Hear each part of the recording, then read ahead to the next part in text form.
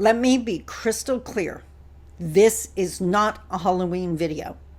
Having said that, I am going to talk about skeletons and why they should be part of your every single day. Sound crazy? Let's talk about it.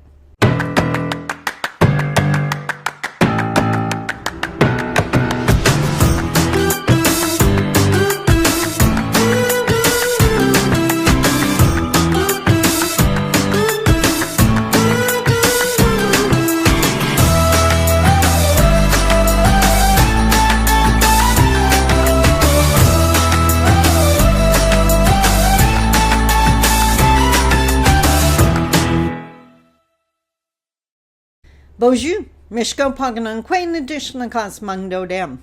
Hi everybody, my name is Sandy Boucher. I'm Red Thunderbolt Woman of the Loon Clan, a proud member of Seine River First Nation in Treaty 3 territory in Northern Ontario, and no, I am not in my hotel room yet. I'm actually leaving in about an hour to catch my flight, blah blah blah. But I realized what today's video is going to be, so I had to take the time to shoot it. We got to talk about skeletons. I know, weird. And for someone who's not really huge into Halloween like me, it's even weirder. But let me explain. I want to show you this video. This is actually a sneak peek because for the first time, I am using this full image in a seminar. It's actually going to be in my London seminar that I'm going to be doing tomorrow. I use this image to describe my seminars. Now it's getting even weirder. Let me explain. I have a framework or a skeleton of my seminar when I go to do a live event or virtual event, same thing. Meaning, I know what I'm going to say. The presentation has been prepared. I've done my review. I am a professional, but it's just a skeleton. Because one of the things I have done since the beginning of my career, and it's one of the things I do in my life, is I make sure to leave enough space for creator. Meaning, when I'm on stage, if I'm talking about a topic and suddenly a memory or a story or a teaching pops into my head, I believe that's creator telling me someone in the audience needs to hear this story. Now, 99% of the time, 99.99999% of the time, I'm not going to know who needs to hear the story. I just believe with everything in me that it's true. But every now and then, someone will write to me after the seminar, or they'll come up to me live right at the event after it's done, and they'll share with me how much that one story resonated with them. Or even more common, they will say, it's just what I needed to hear. So I was thinking about this. Like, obviously it applies to my career, but there's a really good chance you don't make a living standing on stage doing keynotes and speeches and seminars and workshops. But here's the thing. How many times have we gone into a meeting? Now, meeting meeting with any other human being, whether we're talking to our teenager, to our toddler, to our partner, to a colleague or coworker, to a friend. How many times have we gone into a conversation and in our head, we've already played out the whole thing? We know exactly how it should go. We have, in that case, like I hope you realize this, in that case, not only have we left zero room for creator, we've actually left zero room for the other person. My mom would be the first to say, that's not a conversation, that's an ego trip. If you want to be in that much of control, don't be surprised that the other person doesn't want to stay in the relationship. You didn't even leave them room to breathe. So what if instead we went into every conversation, every meeting, every gathering of any type with just a skeleton? I know what I'm hoping to accomplish. I know what I want to say, but I'm going to leave enough space for the other person to be them. Enough space for them to answer me or not, to answer me if they choose to in the way that makes sense to them. With our elders, that so often involves a story. There's nothing more disrespectful than not leaving enough time for an elder to share their story. And if you think they're going off topic, listen to the story. It is always on point.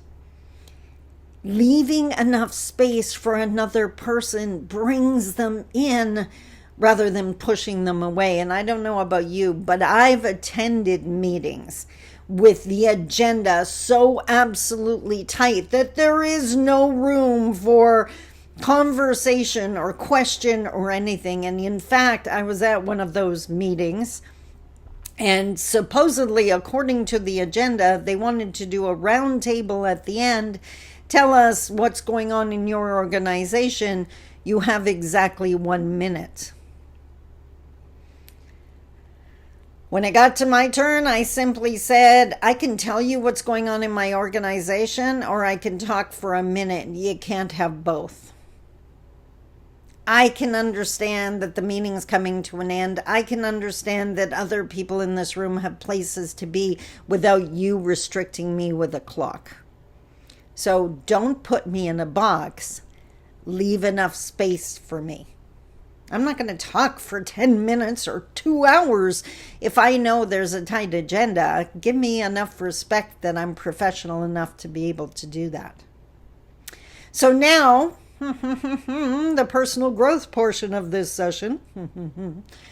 Think back on your conversations of late. With whomever. Did you leave enough space for them? Did you not only leave enough space for them, but enough space for them to be them? My son comes to mind.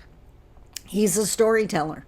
He speaks slower than I do. He likes to speak in big images as opposed to bullet points like I tend to do.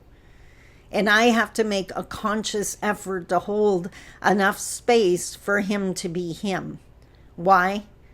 Because I want to make sure I'm pulling him in close. He's a grown man now. That's not a given. So think back. It's never too late to change. I'm 60 years old. I'm changing every single day. Think back on your relationships. How often do you need to adopt the attitude of bringing just a skeleton to the gathering rather than the whole person that leaves no room for anyone else? It works. It totally works. Now I want to get a whole bunch of skeletons and hang them around my house, and I'm going to use the excuse that it's for Halloween. You with me? What do you think? I have to bring some skeletons today. I definitely have to hold some space. Until tomorrow, I love you. Take care. Bye-bye. Excuse the way I look. I was just outside enjoying my backyard. But a little while ago, I shared how my son was now starting on his entrepreneurial journey.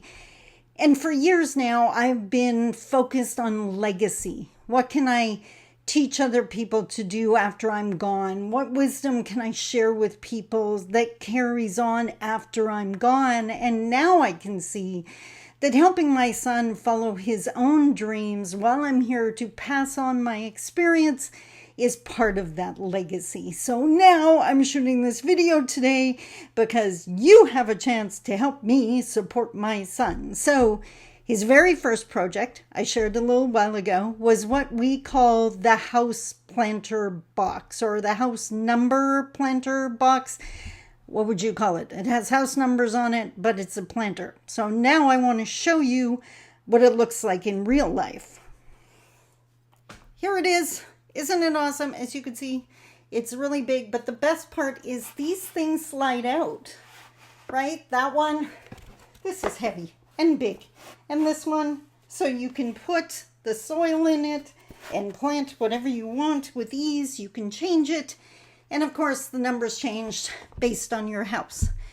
You have a chance to win this. Now, of course, we're going to change the numbers to match your house. They may have to be smaller if your house has 3 numbers or 4 numbers even. But for $10 a ticket or $20 for 3 tickets, you get a chance to win this beautiful planter. Trust me, it's going to last. It is built to last. And I love those planter boxes Buy your tickets today. As soon as we sell, I believe, 50 of them, we have the draw. And I'll be doing updates on my Facebook page and in my YouTube community. Isn't this beautiful? I love it. Get your tickets today. Bye-bye.